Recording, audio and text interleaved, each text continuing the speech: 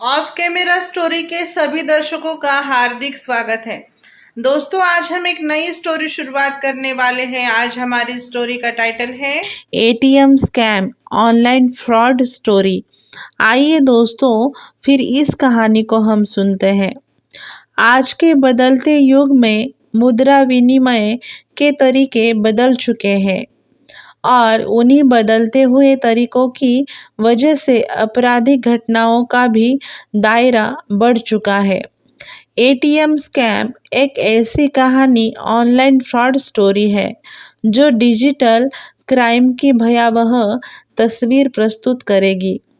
कहानी की शुरुआत में थॉमस नाम का एक व्यक्ति था। बैंक से अपना नया एटीएम कार्ड लेने पहुंचता है। बैंक में उसे कुछ निर्देश दिए जाते हैं और उसे खुद से पिन जनरेट करने को कहा जाता है। थॉमस एटीएम मशीन में आकर अपना पासवर्ड बना लेता है और कार्ड लेकर अपने काम में निकल जाता है। और जैसे ही थॉमस अपने दफ्तर पहुंचता है तो उसके जेब में उसका कार्ड नहीं होता। काफ़ी देर तक ढूंढने के बाद भी जब कार्ड नहीं मिलता तो थॉमस इंटरनेट पर कार्ड ब्लॉक करने के लिए हेल्पलाइन नंबर सर्च करता है और किस्मत से उसे एक नंबर मिल भी जाता है। थॉमस जल्दी से नंबर डायल करता है और फ़ोन उठाने वाला व्यक्ति थॉमस से अकाउंट बैलेंस की जानकारी लेता है और उससे कहता है कि कुछ ही देर में आपके पास एक ओटीपी आएगा, वह आप मुझे बता दीजिएगा। आपका एटीएम कार्ड ब्लॉक हो जाएगा। और ओटीपी आते ही थॉमस उस व्यक्ति को ओटीपी बता देता है और अगले ही पल थॉमस के मोबाइल में मैसेज आता है जिससे थॉमस को पता चलता है कि उसका बैंक अकाउंट खाली हो चुका है। थॉमस के पैसे कटते ही वह घबरा जाता है और दोबारा उसी नंबर पर फ़ोन लगाता है, लेकिन इस बार यह फ़ोन आउट ऑफ सर्विस हो चुका होता है।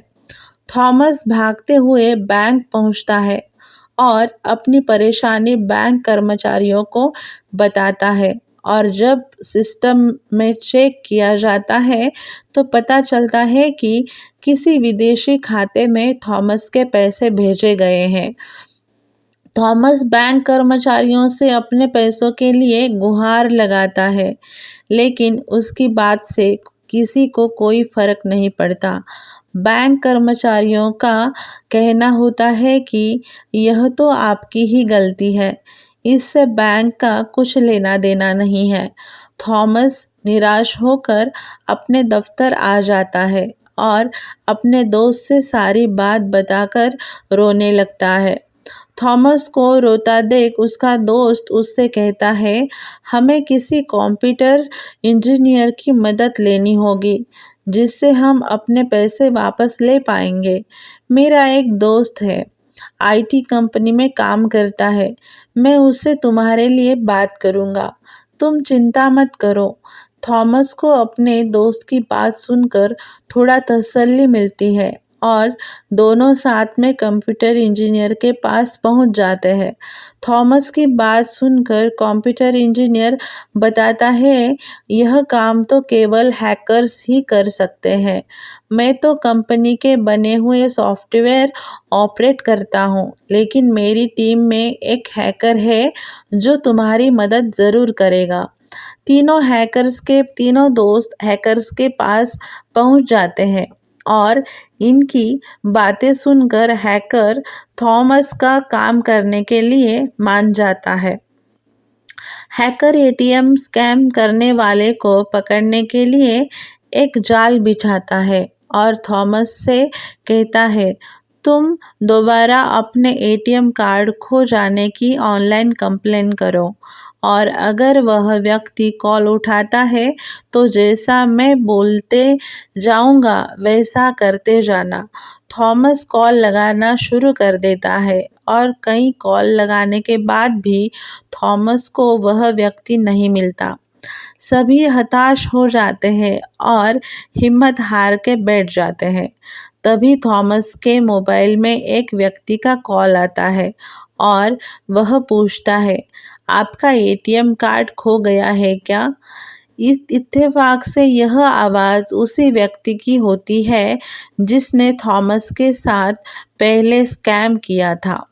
उसकी आवाज़ सुनते ही थॉमस के चेहरे में चमक आ जाती है और वह इशारे से हैकर को बता देता है। हैकर अपने सॉफ्टवेयर की मदद से उसे ट्रैक कर लेता है और थॉमस को उससे बात करने को कहता है।